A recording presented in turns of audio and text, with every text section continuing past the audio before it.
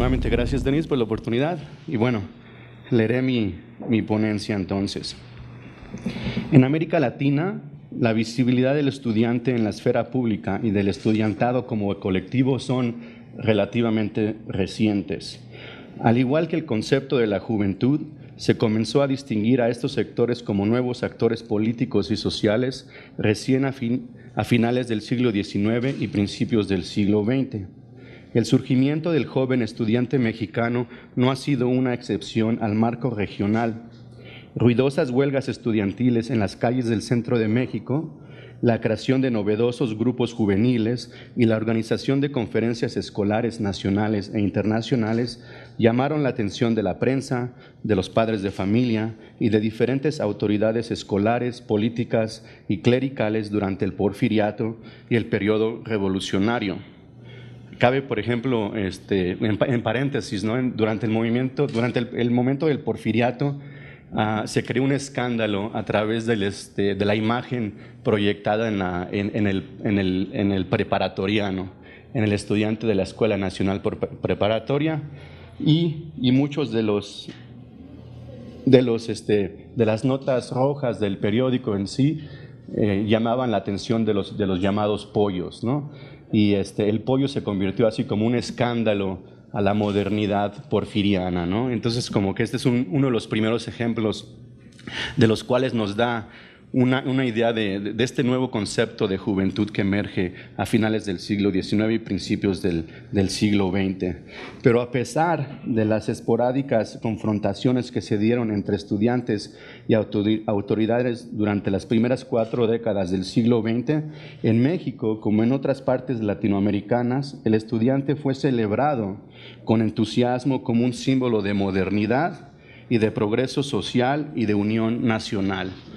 Por ejemplo, esto se ve también en el movimiento estudiantil de 1929, que fue realmente masivo, pero en el contexto revolucionario de los principios, las primeras décadas del siglo XX, se mantenía siendo como un símbolo de progreso nacional, ¿no?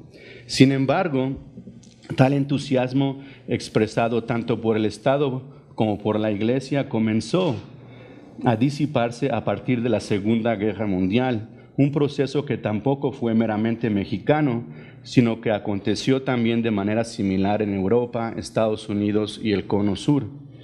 Un nuevo discurso que llamaba la impronta incipiente de la Guerra Fría comenzó a cobrar fuerza entre los líderes políticos y los medios de comunicación.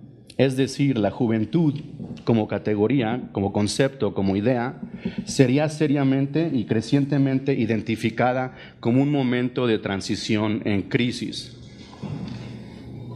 Voceros del Estado revolucionario, al igual que importantes autoridades de la Iglesia Católica y del sector privado, temían que en este momento de crisis nacional e internacional, el joven estudiante mexicano fuera manipulado por lo que entonces se llamaba manos extrañas, que ponían provenir tanto de las fuerzas extranjeras de la ultraderecha como, en peor de los casos, de las manos extrañas dirigidas por la izquierda militante radical. Estas tensiones inherentes de la Guerra Fría, que redefinieron, en mi punto de vista, la imagen del joven estudiante en la vida pública, resultaron claves en el desarrollo del movimiento estudiantil de 1956 que tuvo lugar en el Instituto Politécnico Nacional. ¿No? Entonces, la mera posibilidad de que los jóvenes estudiantes se volcaran hacia la ultraderecha o a la izquierda radical ponía en entredicho la posición centrista del Estado supuestamente revolucionario. Es por este motivo que en esta presentación de hoy argumento que el movimiento politécnico de 1956 constituyó una inflexión que no tiene parangón con otros momentos de la historia política estudiantil mexicana del periodo postrevolucionario. Paradójicamente, la importancia de este movimiento ha sido eclipsada por los estudios del 68. Relativamente muy poco se ha escrito sobre el desarrollo y trascendencia de esta revuelta estudiantil en general y sobre el activismo estudiantil politécnico y el de provincia en particular. Y bueno, y esto se debe porque ha sido monopolizada la historia del movimiento estudiantil, ¿no? Con énfasis casi exclusivo en el 68 y más en particular en una voz hegemónica del universitario, ¿no? Del estudiante de la UNAM, y una voz muy masculina, y por lo tanto creo que estas voces del Politécnico, etcétera, han sido oscurecidas, eclipsadas y marginadas en la historiografía del movimiento estudiantil, ¿no? Ese es un tema que, si les interesa, lo voy a tratar más a fondo mañana en otra plática que tendré en la Facultad de Filosofía y Letras. Bueno, el movimiento de 1956 señaló el fin de la era estudiantil cardenista, que en los años 40 y principios de los 50 se había organizado en defensa a la educación popular y que en su mejor momento había posibilitado la expansión de escuelas técnicas y rurales para jóvenes provenientes de los sectores populares. Por otro lado, la huelga politécnica de 1956 representaba el primer desafío realmente masivo, público y directo, organizado por parte de una organización estudiantil, en este caso el Frente Nacional de Estudiantes Técnicos, o FENET, a favor de un incipiente concepto de democracia que maduraría a través de la década de los años 60 hasta llegarse a culminarse en el movimiento estudiantil de 1968. Y sí es cierto que el movimiento del 29 también fue relativamente masivo en su contexto de esos años, lo que distingue al movimiento del 56 es este contexto de la Guerra Fría al que me estoy refiriendo, ¿no? Y también el hecho de que fue liderado por estudiantes del Politécnico, supuestamente estudiantes más bravos, así como se les llamaba en ese momento, ¿no? Junto con las revueltas sociales de 1958 y el impacto internacional de la Revolución Cubana un año más tarde, el movimiento estudiantil de 1956 generó toda una nueva cultura de protesta estudiantil y violencia institucional que caracterizó la turbulenta época de los años 60.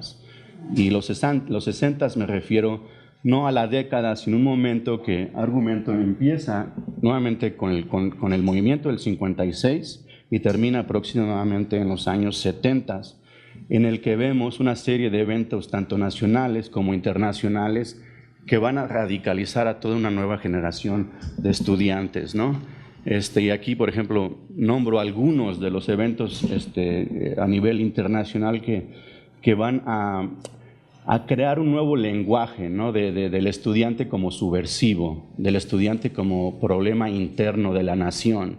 Y aquí tiene que ver mucho, por ejemplo, lo que pasa en Guatemala cuando termina la política del buen vecino y comienza una nueva política de violencia y de intervención a través de intervenciones de la CIA, por ejemplo, en América Latina, cosa que también sucede en la otra parte del mundo, ¿no? A través de la relación que Francia tiene con Argelia en particular y con otros países colonizados en general, ¿no? Y bueno, ya traté un poco el tema de la Revolución Cubana, pero también hay otros eventos que también creo que han sido eclipsados en la historiografía mexicana, ¿no?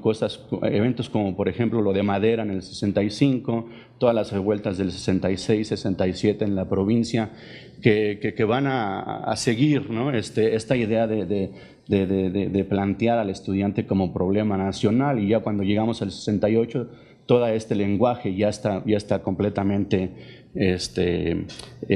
ya con una larga historia, ¿no? Y bueno, pero regreso a mi ponencia. Entonces fue precisamente durante el desarrollo del movimiento del 56 y no en el 68 cuando el estudiante como idea, como principio, como concepto, dejó de ser celebrado como un baluarte de unión nacional para convertirse en un creciente problema nacional, ¿no? Y bueno, también esto tiene que ver mucho con el crecimiento de la población estudiantil, ¿no? Entonces, no nada más emerge un nuevo lenguaje de la Guerra Fría, pero también el crecimiento del estudiantado en sí, ¿no? Lo podemos ver que es precisamente después de los años 50 cuando explota de alguna manera demográficamente la población estudiantil. Y si vemos más cerca, por ejemplo, en el caso de la UNAM, esta idea del subversivo, del estudiante como problema nacional, es casi siempre identificado como algo masculino, ¿no? Y tiene que ver mucho por el hecho de que la gran mayoría de los estudiantes durante este periodo son los hombres los que están inscritos en estas escuelas, ¿no? Cosa que luego va a cambiar en los años 60, ¿no? Bueno, entonces mi presentación de hoy se dividirá en dos partes que tiene por objetivo examinar la respuesta que la élite política mexicana dio al surgimiento de este supuesto problema nacional. En la primera parte se considerarán los orígenes y evolución de esta primera protesta estudiantil masiva, argumentando que la reacción negativa hacia la presencia de la juventud mexicana en los espacios públicos fue incitada principalmente por la cobertura altamente sesgada que llevaron a cabo los medios de comunicación en este momento. Y bueno, cabe recordar que los principales periódicos, etcétera, de la época tienen una relación muy estrecha con el Estado. En la segunda parte de mi presentación examino los diferentes mecanismos de control y mediación legales y extralegales desplegados por una amplia gama de autoridades con el objeto de suprimir y o negociar con el llamado emergente problema estudiantil. Entonces lo que planteo es que estos mecanismos de control se desarrollaron por primera vez de una manera mucho más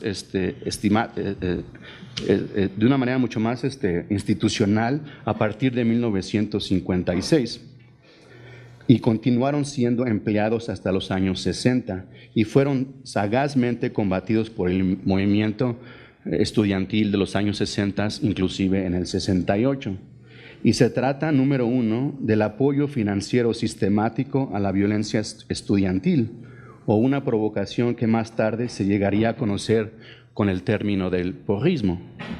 Número dos, la ocupación militar del Instituto Politécnico Nacional. Número tres, el encarcelamiento de los líderes estudiantiles bajo la ley de disolución social. Y aquí, bueno, el caso de Nicandro Mendoza, ¿no? es el más conocido, pero fueron otros estudiantes y líderes estudiantiles que también fueron encarcelados bajo el artículo 145 de disolución social. Y número cuatro, la sustitución de líderes estudiantiles de izquierda por representantes charros, principalmente a través de la FENET, que sería cooptada por el gobierno precisamente en respuesta al movimiento del 56.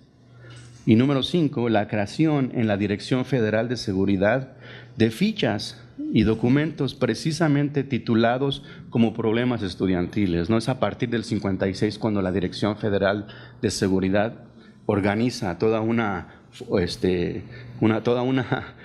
institución de problemas estudiantiles, ¿no? Bueno, entonces regreso al movimiento. El movimiento estudiantil del 56 comenzó con una huelga general el 11 de abril con la participación de más de 25,000 estudiantes del Politécnico, representada eventualmente por el Frente Nacional de Estudiantes Técnicos.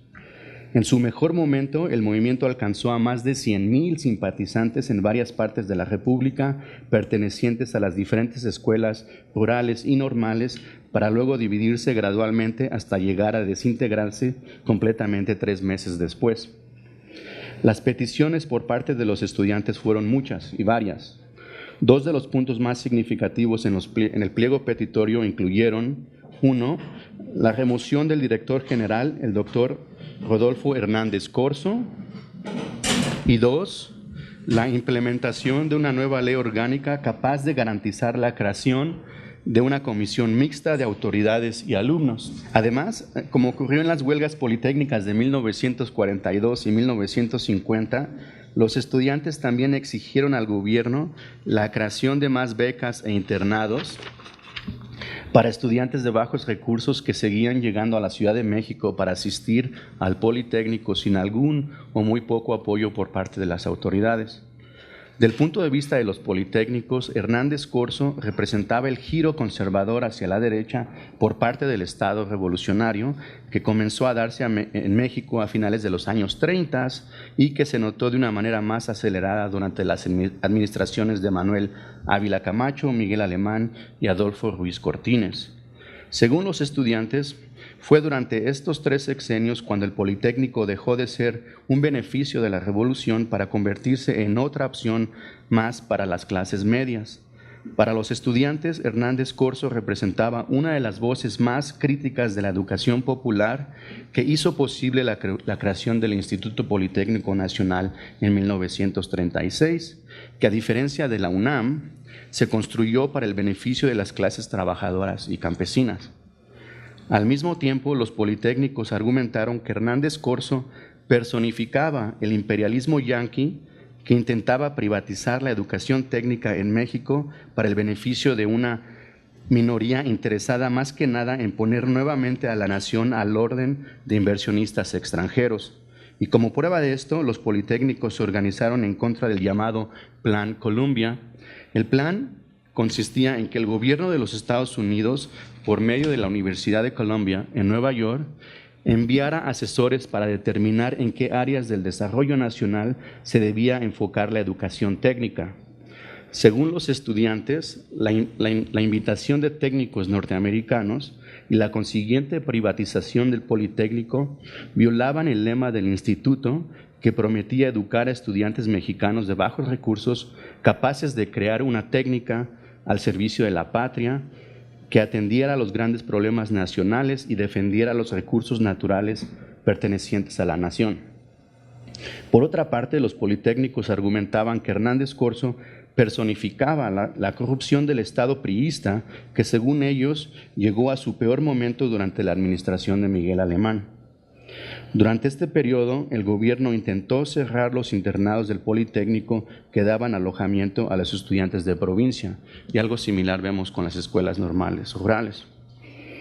También fue a partir de este sexenio cuando se impusieron líderes charros y las organizaciones estudiantiles del Politécnico, pero también en la UNAM y en los sindicatos del sector laboral, que a través del uso del chantaje, el soborno y la fuerza lograron disminuir las organizaciones independientes de izquierda que comenzaban a desafiar al sistema corporativista del Estado. Los estudiantes propusieron en su lucha que solamente la creación de un sistema más democrático dentro y fuera del Politécnico, desde sus organizaciones estudiantiles, representaba en la creación de una comisión mixta, mejoraría la vida de todos los estudiantes, más allá del Politécnico en sí, de hecho argumentaban ellos. Para presionar y posiblemente romper con el sistema vertical que dominaba el Politécnico y mejorar su relación con el Estado, los politécnicos propusieron que era necesario llevar sus mensajes a las calles.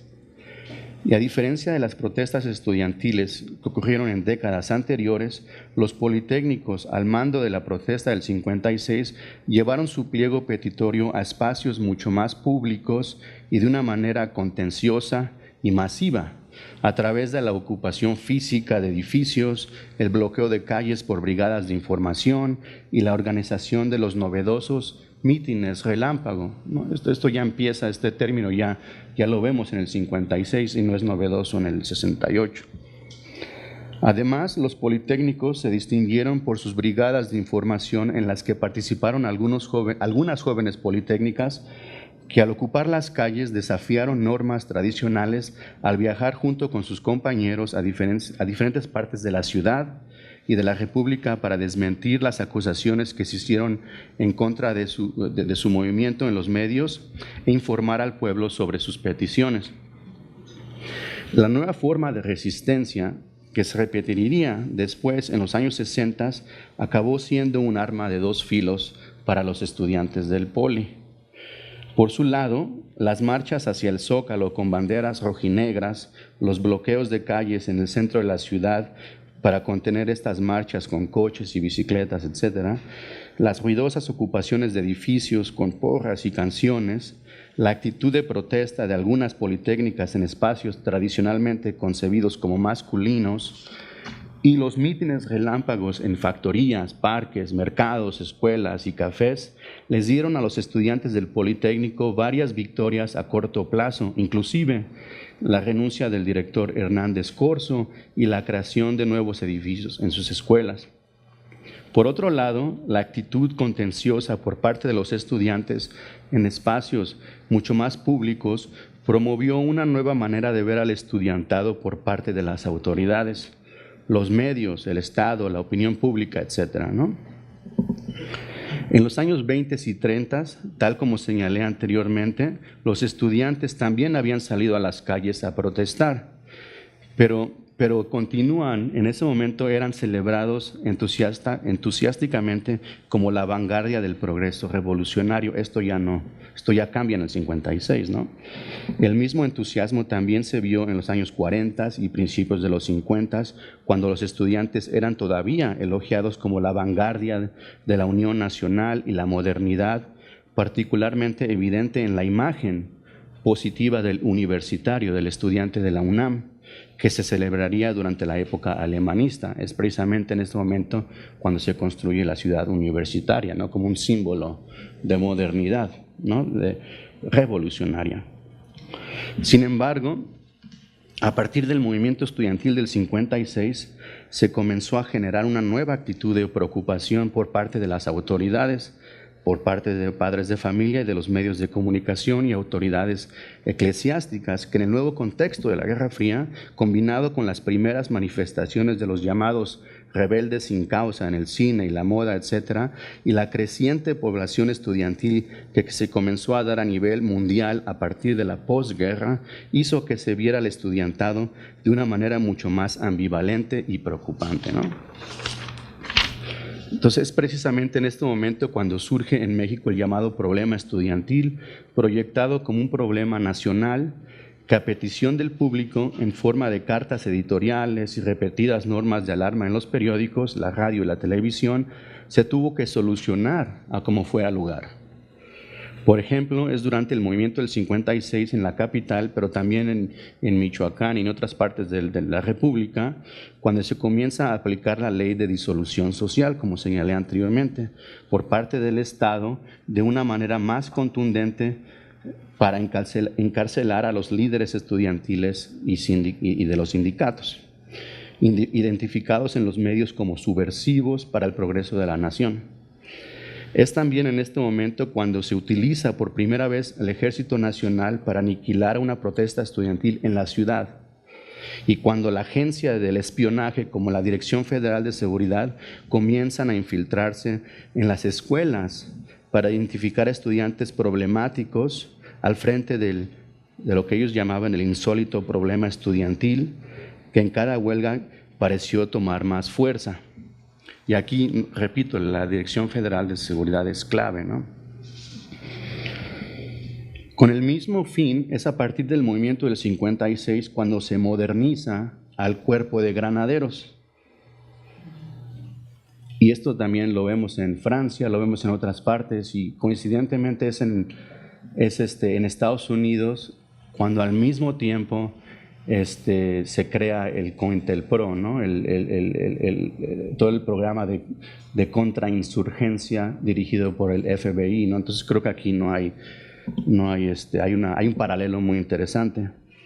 Y entonces este nuevo cuerpo de granaderos que reemplaza por primera vez a los bomberos para controlar a disidentes como los politécnicos, pero también otros, ¿no? Que comienzan a protestar en grupos en contra del Estado desde una forma más organizada, con la creación espontánea de brigadas de autodefensa. Vuelvo a lo mismo, esta idea del enemigo interno en la ciudad, ¿no? Entonces requieren nuevos mecanismos más modernos de control, y los granaderos es uno de estos ejemplos. Entonces, como luego sucedería en 1968, el uso del Ejército Nacional y la fuerza exagerada de los granaderos, dramatizada con el uso de bombas lacrimógenas para contener al llamado problema estudiantil, también llegó a ser contraproducente para el Estado mexicano. Una nueva generación de intelectuales y activistas que llegarían a formar lo que luego llamaríamos como la nueva izquierda mexicana a principios de los años 60, comenzó a adquirir una voz más crítica que recalcó las contradicciones que existían, por un lado, entre la presencia amenazadora de los soldados en las escuelas del Politécnico y la Normal, y los granaderos en las calles, los líderes charros en las organizaciones estudiantiles y los sindicatos, y por el otro lado la imagen democrática de un México que el gobierno revolucionario continuaba celebrando en el exterior. Esta contradicción entre el autoritarismo y la celebración de un México revolucionario como un país democrático y moderno forzó a las diferentes autoridades preocupadas en la llamada amenaza comunista crear nuevos mecanismos de control y mediación con características extraoficiales que no llegaran a comprometer al Estado, ¿no? Uno de estos mecanismos extraoficiales fue el porrismo o el uso sistemático de líderes falsos, provocadores y grupos de choque que en conjunto o independientemente dividieron a la izquierda estudiantil durante la turbulenta década de los años 60, ¿no? Sobre todo en la UNAM, cuando es un espacio autónomo, donde no se pueden entrar, ¿no? El ejército, supuestamente el uso de estos grupos de choque fue muy útil para contener o tratar de contener el llamado problema estudiantil, ¿no? Y esto no quiere decir que antes no habían grupos de choque. Por ejemplo, en los años 30 vemos pistoleros y golpeadores que también ya estaban presentes en los años 30, pero lo que estoy sugiriendo aquí que este fenómeno ya se convierte, ¿no?, como un mecanismo de control ya institucionalizado a través de la colaboración con la Dirección Federal de Seguridad, el Estado mexicano, etcétera, ¿no? Que, vuelvo a repetir, coincide con lo que está pasando en otras partes en el mundo, con particular relevancia en Estados Unidos con el programa de COINTELPRO. Y bueno, para concluir entonces, ¿no?, e ir más allá del 68 y plantear esta idea de que ojalá que el 56 no se olvide, pero desafortunadamente se sigue olvidando, ¿no? Bueno, entonces en la historiografía sobre movimientos estudiantiles de América Latina, por ejemplo, hay dos casos que han sido los más estudiados: el argentino de 1918 y el 68 mexicano. En historia, al igual que en sociología y en ciencias políticas, se ha destacado la importancia de estos dos movimientos por sus características de ruptura. Múltiples aniversarios han idealizado ambos movimientos, constituyéndolos en momentos fundacionales de protestas que tendrían lugar por décadas. Se han organizado diversas mesas redondas, salas de museos y numerosos estudios, compilaciones de ensayos, cuentos y hasta novelas, películas, etcétera, ¿no?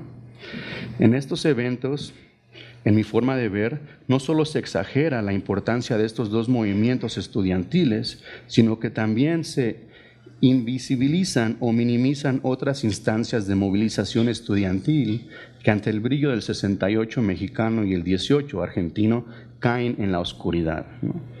En el caso argentino, por ejemplo, la narrativa se ha consolidado en un discurso oficial que repetidamente explica cómo el movimiento de reforma universitario se inició en la Universidad Nacional de Córdoba en 1918 y se extendió rápidamente a las demás universidades del país y de América Latina, extendiéndose su influencia a Perú en 1920, a México en 29, Chile, Bolivia, etcétera, ¿no?, y otros países que tomarían la posta más tarde.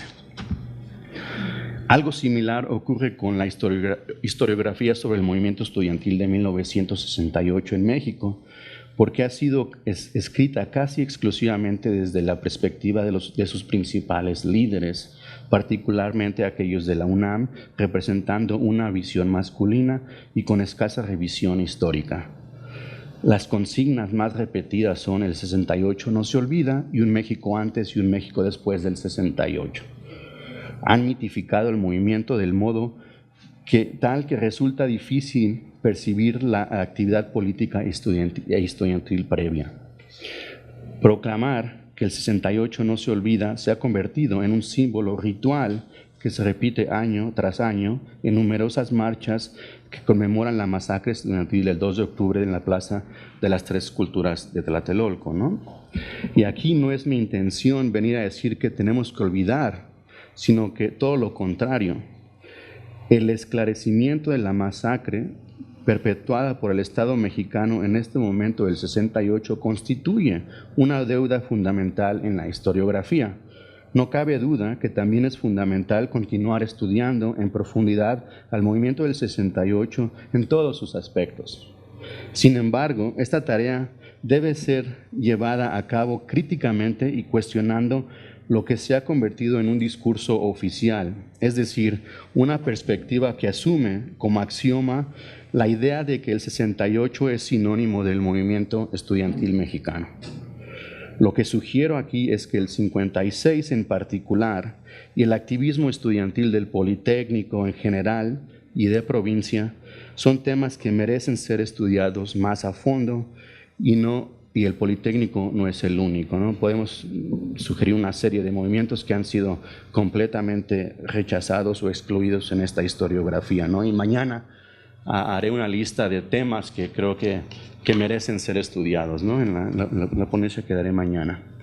Entonces, de este modo, se borra de un plumazo la importancia de la lucha de los estudiantes médicos, por ejemplo, de la creación de asambleas, en su creación de asambleas estudiantiles en el 65, se borra también las demandas de los estudiantes de provincia en los años 60 para que se abrieran universidades estatales, se borran los desafíos planteados por los sectores populares y religiosos, y en especial las luchas obreras, normalistas y campesinas por la creación de sindicatos y grupos independientes a finales de los años 50 y pulsadas tanto por jóvenes hombres como por jóvenes mujeres, ¿no? Lo que he hecho hoy es intentado compensar el modo que en el 68 nos ha abnulidado a través de mi estudio de las protestas de los estudiantes politécnicos en 1956. El concepto de democracia fue vagamente articulado en el curso del movimiento del 56, pero resulta fundamental recordar que se trató del primer desafío público, directo y masivo en contra del Estado corporativista del PRI que intentó montar, ¿no? Entonces, la experiencia del 56 llevó al estudiantado a desarrollar un lenguaje anti-autoritario y pensar tácticas políticas que luego constituirían un legado político tanto para los estudiantes capitalinos como para los movimientos de provincia, que a partir de los años 60 introdujeron la novedad organizativa de las brigadas de información que provenían contra los líderes charros. El movimiento del 56 marca el primer desafío público y directo organizado por parte de una organización estudiantil a favor de un nuevo concepto de democracia que maduraría a los largos años de los 60. Durante esta década, las tensiones de la Guerra Fría aumentarían y el estudiantado se transformaría en un problema nacional. Para lidiar con este emergente problema, la élite política mexicana llegó a crear nuevos mecanismos de control y mediación, como el uso de grupos de choque, de granaderos, el encarcelamiento de los líderes estudiantiles, etcétera, ¿no? Lo que se necesita, ahora sí ya para terminar, en este año conmemorativo del 68 son menos repeticiones de las mismas narrativas y más investigaciones históricas y serias que nos hagan repensar al movimiento estudiantil en un contexto mucho más amplio, inclusivo y nacional. Para esto espero que el 56, ¿no? se vuelva a ver más a fondo, en particular, y que la historia de los politécnicos en general no se olviden. Y bueno, aquí termino. Gracias.